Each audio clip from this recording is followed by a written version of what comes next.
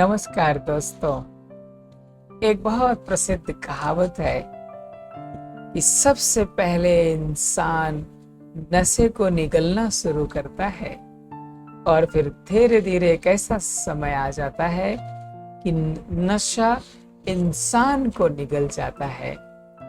आज का समय कहीं न कहीं देखा जाए तो सारे संसार की ये परिस्थिति काफी भयावह है। बच्चे, बूढ़े, जवान, युवा कहीं न कहीं आज भिन्न भिन्न प्रकार के नशों में लिप्त होते जा रहे हैं।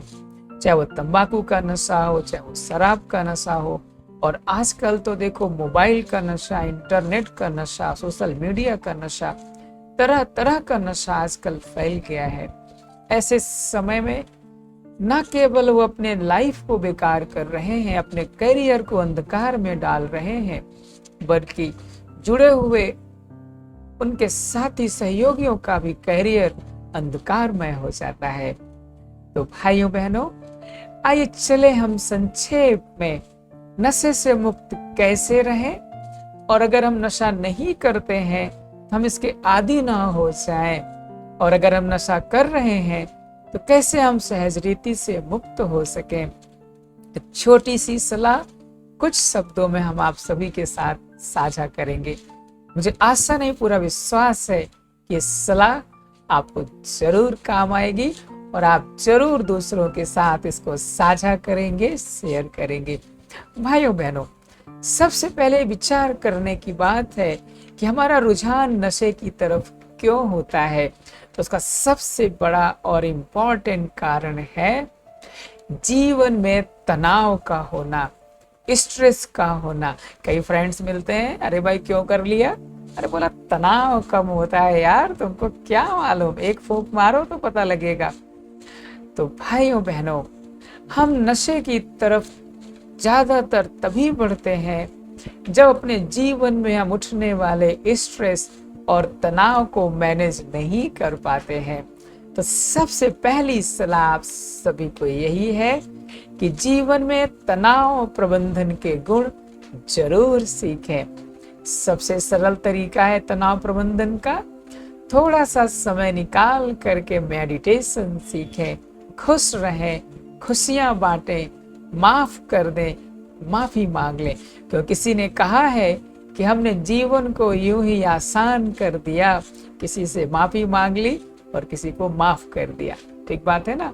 पहले इंपॉर्टेंट बात, जहां भी आप देखें आपके जीवन में कुछ स्ट्रेस हो रहा है, कुछ तनाव आ रहा है, तुरंत उसको दूर करने का उपाय सोचें, डॉक्टर से मिलें, अपने साथी की मदद लें, सहयोग लें और स्ट्रेस को जल्दी से जल्दी समाप्त कर दें।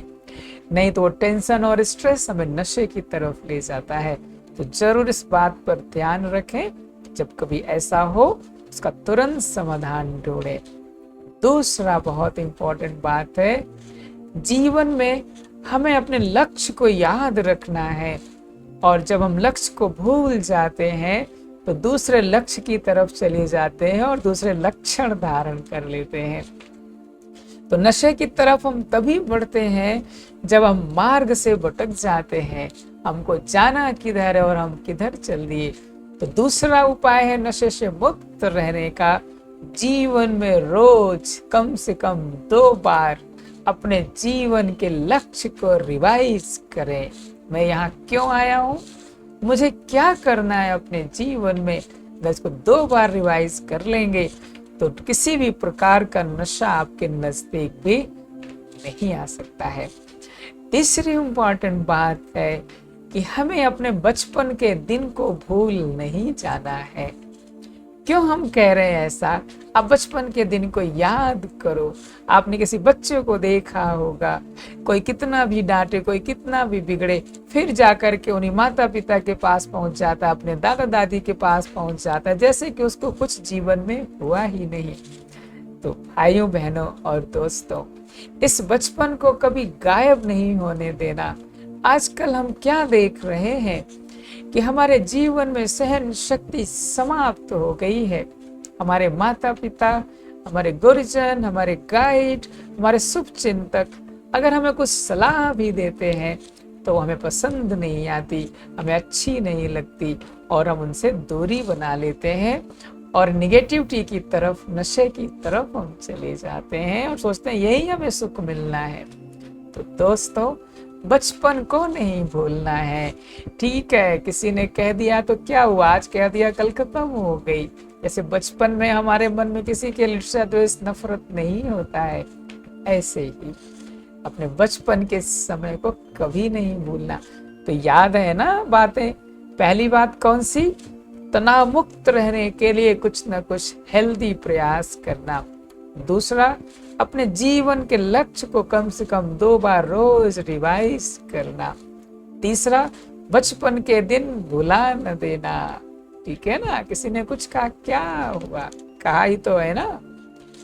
चौथी इंपॉर्टेंट बात, अकेलेपन को अवॉइड करना। क्योंकि भाइयों बहनों, जब जीवन में अकेलापन आता है या हम अकेले रहने का प्रयास करते हैं तो इसकी काफी संभावना होती है कि हम नशे के शिकार हो सकते हैं। एक कहावत है, एकांत मनुष्य के जीवन के लिए वरदान हो सकता है, लेकिन अकेलापन जीवन में अभिशाप बन के आ सकता है, कई बीमारियों को ला सकता है और नशे को हमें, नशे का शिकार बना सकता है, हमें जकड़ सकता है।